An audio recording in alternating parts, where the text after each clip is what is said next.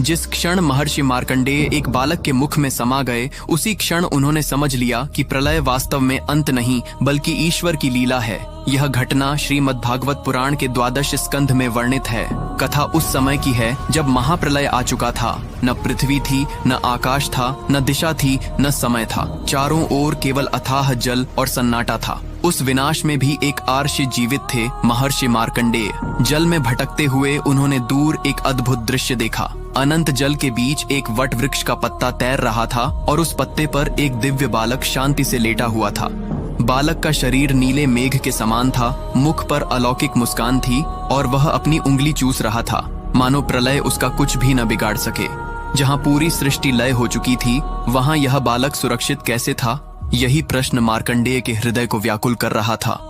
जैसे ही उन्होंने बालक को प्रणाम किया, बालक ने मुंह खोला और अगले ही क्षण मार्कंडेय स्वयं उसके भीतर खींचते चले गए। भीतर उन्होंने वही सृष्टि देखी जो बाहर नष्ट हो चुकी थी। सूर्य, चंद्र, लोक, पर्वत, समुद्र और काल। भय और विस्मय से उनका अस्तित्व कांप उठा। अगले ही पल वे पुनः बाहर आ गए और बालक पहले की तरह वटपत्र पर मुस्कुरा रहा था।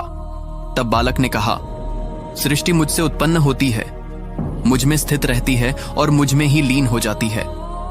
तभी मार्कंडेय समझ गए कि यह कोई साधारण बालक नहीं बल्कि स्वयं वटपत्रशायी भगवान नारायण हैं। अब आप ये बताएं, क्या आप यह कहानी पहले से जानते थे? कमेंट में जरूर बताएं।